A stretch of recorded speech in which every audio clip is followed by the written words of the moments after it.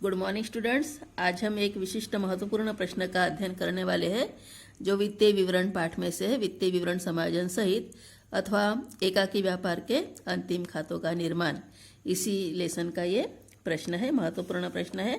तो प्रश्न क्रमांक 4 पर आपको ध्यान देना है। प्रश्न में दिया है, श्री कमलेश की निम्नलिखित परीक्षा सूची से 31 मार्च 2006 को समाप्त होने वाले वर्ष के लिए अंतिम खाते तैयार कीजिए। परीक्षा सूची अर्थात तलपट, जिसको हम ट्रायल बैलेंस करके कहते हैं। तो वही परीक्षा सूची से मतलब कि तलपट के आधार पर आपको अंतिम खाते तैयार करने हैं 31 मार्च 2000 को समाप्त होने वाले वर्ष के लिए। अंतिम खातों में ही व्यापार खाता, लाभ हानि खाता एवं चिट्ठे का समावेश होता है। तलपट दिया है और कुछ समायोजन भी दिए हुए हैं। तो इन्हीं तलपट एवं समायोजन के आधार पर आपको ये जो व्यापार खाता, लाभ हानि खाता एवं चिट्ठा तैयार करना है। अभी तलपट में नामशेष और जमाशेष ऐसे दो पक्ष दिए हुए हैं। तो नामशेष मतलब कि डेबिट बैलेंस जो है उसमें सबसे पहले स्टॉक दिया है। आप लोग जानते ही हो, हम सबसे पहले व्यापार खाता बनाते हैं और व्यापार खाते में आने वाले मदों के सामने 1 नंबर अंकित करते हैं। व्यापार खाते के बाद लाभ हानि खाता बनता है। लाभ हानि खाते में जो भी मदें शामिल हो सकती है उनके आगे हम 2 अंक अंकित करते हैं और फिर उसके बाद हम चिट्ठा बनाते हैं। चिट्ठे का पहला पक्ष दायित्व, मतलब कि उसको हम 3 नंबर से यहाँ पे संबोधित करेंगे और फिर संपत्ति की बारी आती है जिसको हम 4 अंक से संबोधित करेंगे। तो इस प्रकार से हम तलपट में जो भी सूचना है, मदे जो है, उस पर हम अंक अंकित करेंगे और उसी अंकों के हिसाब से पहले व्यापार खाता, फिर लाभ हानि खाता, फिर चिट्ठे का दायित्व पक्ष और आखिरी में संपत्ति पक्ष पर ध्यान देंगे। तो सबसे पहले आपको परीक्षा सूची मतलब कि तलपट में स्टॉक दिया है। तलपट में जो भी स्टॉक दिया जाता है वही प्रारंभिक स्टॉक है। प्रारंभिक स्टॉक हमेशा व्यापार खाते में लिखते हैं, इसलिए उसके सामने 1 नंबर लिखेंगे। फिर आगे है क्रय, यह भी व्यापार खाते में आता है, इसलिए 1 नंबर। फिर है वेतन, सैलरीज जो दिया है वह लाभ हानि खाते में आता है, इसलिए 2 नंबर। रोकड़ संपत्ति है, इसलिए अपने 4 नंबर। विनियोग भी संपत्ति है, इसलिए 4 नंबर लिखोगे। विज्ञापन जो एडवर्टाइजमेंट है वह व्यय है, इसलिए 2 नंबर लाभ हानि खाते में लिखना है इसको। बीमा यह भी व्यय है, इसलिए लाभ हानि खाते में लिखेंगे, 2 नंबर लिखोगे। फिर उसके बाद और नामशेष की सूची आगे के पेज में दी हुई है, पर इस इधर की पेज के जमा शेष क्रेडिट बैलेंस भी देख लेते हैं और वो कहाँ पे आएंगे उसको भी ध्यान में रख देते हैं। तो विक्रय मतलब कि व्यापार खाते में शामिल होता है, इसलिए 1। क्रय वापसी, ये भी क्रय में से घटाकर दिखाया जाता है व्यापार खाते में, इसलिए 1 नंबर ही लिखोगे। कमीशन ये आय है, अभी क्रेडिट में दी है, इसलिए जमा शेष मतलब कि क्रेडिट बैलेंस में है तो कमीशन अपनी आय हो जाएगी, वह लाभ हानि खाते में शामिल होगी क्रेडिट पक्ष की तरफ, इसलिए 2 नंबर लिखेंगे उसके सामने।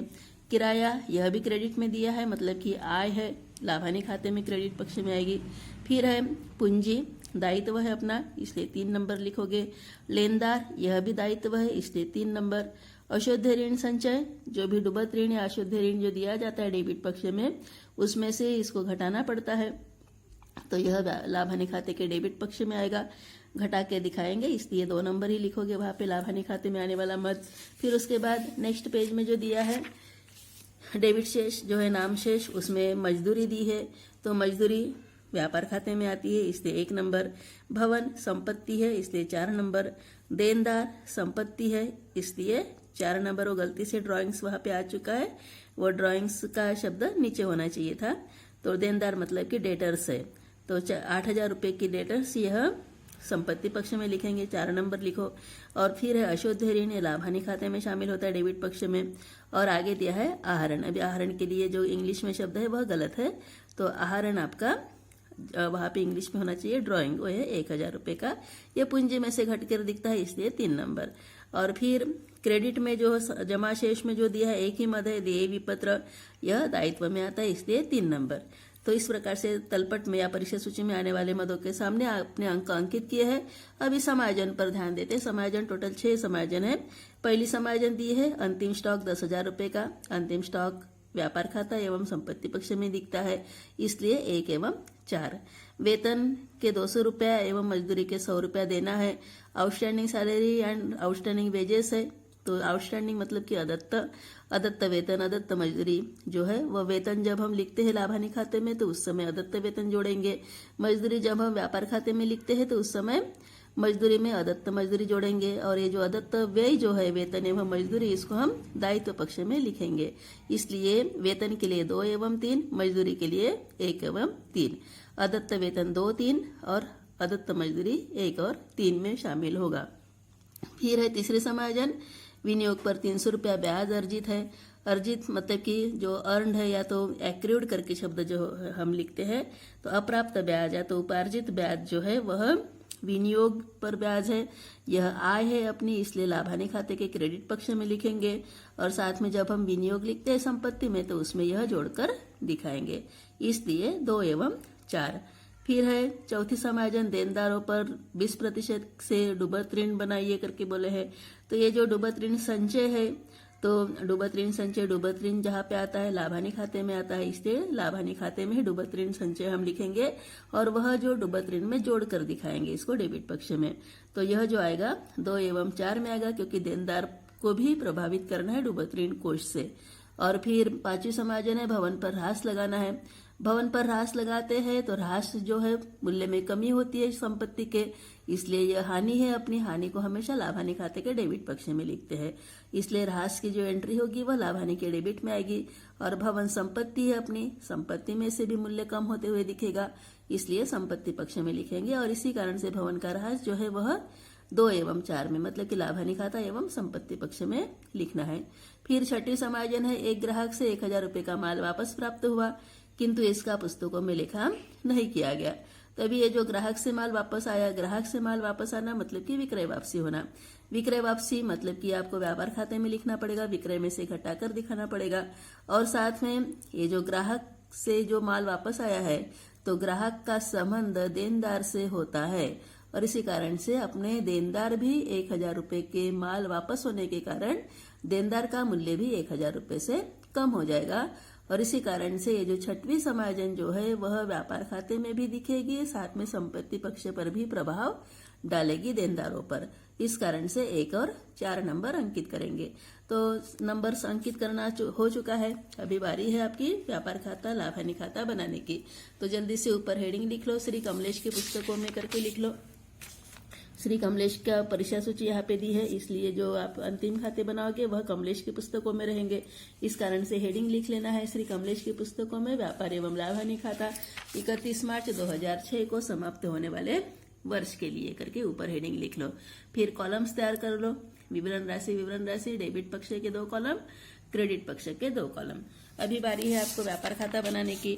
तो व्यापार खाते में आने वाले मदों के लिए सबसे पहले तो स्टॉक दे ही दिया है शुरुआत में ही, इसलिए प्रारंभिक स्टॉक पहले लिखोगे। फिर उसके बाद क्रय लिखोगे, क्रय वापसी क्रेडिट में दी हुई है उसको घटाओगे क्रय में से। और तो ये सभी पहले लिख लो, प्रारंभिक स्टॉक लिख लिए पहले। फिर उसके बाद क्रय में से क्रय वापसी घटाकर शुद्ध क्रय हो चुका है 23,000 का। फिर मजदूरी भी दी हुई थी 200 रुपये की, मजदूरी लिख लो। अदत्त मजदूरी की सूचना थी, सूचना नंबर 2 में मजदूरी के 100 रुपये देना बाकी है, तो मजदूरी में 100 रुपया जोड़कर लिखोगे 300 रुपया। और क्रेडिट में विक्रय है 40,000 रुपये का, और ग्राहक से माल वापस करके छठवीं समायोजन है 1000 रुपया, वह विक्रय में से घटाएंगे। विक्रय वापसी भी लिख सकते हो, परंतु ग्राहक से माल वापस करके जो समायोजन में शब्द है उसको लिखोगे तो तुरंत आपको देनदार की याद आ जाएगी, देनदार में से भी यह रकम घटानी है करके। और इसीलिए 40,000 में से 1000 रुपया घटाकर शुद्ध विक्रय हो जाएगा 39,000 का। और पहली समायोजन जो है अंतिम स्टॉक की उसको क्रेडिट में लिखोगे 10,000 रुपये का। बस इस प्रकार से व्यापार खाते में आने वाली मदें लिख लिया आपने।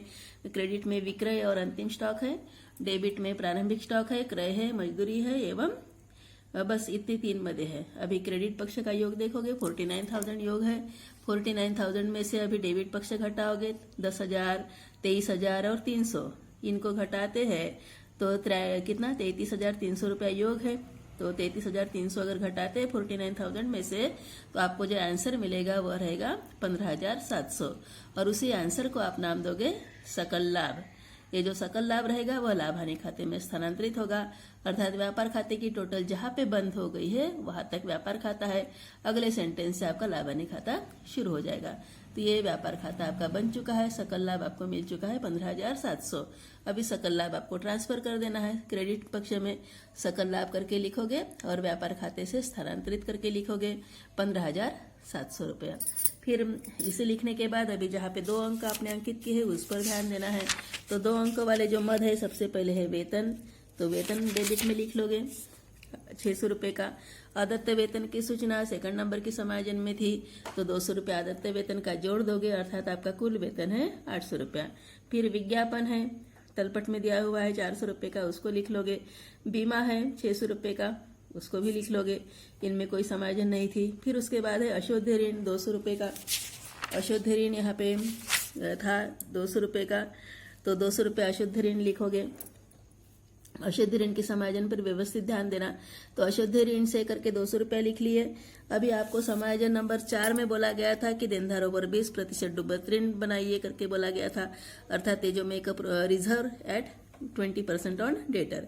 तो ये डूबत ऋण संचय है ये। तो डूबत ऋण संचय को आपको, अर्थात संचय को ही हम प्रावधान करके भी बोलते हैं। तो अशुद्ध ऋण के लिए प्रावधान जो है देनदारों पर वह है 20%। अभी आपके देनदार देख लो कितने हैं। तलपट में देनदार 8,000 रुपये के दिख रहे थे। 8,000 रुपये के देनदार जो है उस पर डायरेक्ट हम 20% नहीं निकाल सकते, क्योंकि एक ग्राहक से आपको 1,000 रुपये का माल भी वापस प्राप्त हो गया था, इसलिए आपके देनदार कम हो चुके थे। इसलिए देनदारों पर जो 20% डूबत ऋण के लिए प्रावधान निकालोगे वह निकालोगे 8,000 माइनस 1,000, मतलब कि 7,000 पर।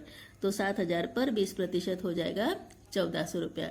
200 रुपया तलपट में दिया गया अशुद्ध ऋण है, उसमें जो देनदार पर डूबत ऋण के लिए प्रावधान 1,400 रुपया आएगा, उसको जोड़ोगे। और फिर ये जो क्रेडिट में दिया हुआ था अशुद्ध ऋण संचय 400 रुपये का, तो इसको आपको घटाना है। तो अशुद्ध ऋण संचय आपको घटाना है 400 रुपये का, या तो आपके शुद्ध जो डूबत ऋण रहेगा, अशुद्ध ऋण जो रहेगा, कुल अशुद्ध ऋण वह रहेगा 1,200 रुपये का। तलपट में जो क्रेडिट पक्ष में अशुद्ध ऋण संचय या तो बैड डेब्ट रिजर्व करके दिया जाता है, डूबत ऋण संचय दिया जाता है, उसको आपको इस डूबत ऋण में से, डेबिट वाले डूबत ऋण की टोटल में से घटाना पड़ता है। अगर यदा कदा आप घटाना भूल गए तो उसको क्रेडिट पक्ष में लिख सकते हो लाभान्य खाते के। तो इस प्रकार से ये आपका डूबत ऋण या अशुद्ध ऋण हो चुका है कुल 1,200 रुपये का। फिर उसके बाद जो भी 2 नंबर वाली मदद थी वह क्रेडिट वाली है, कमीशन है, उसके लिए कोई सूचना नहीं है, इसलिए डायरेक्ट क्रेडिट में आएगा।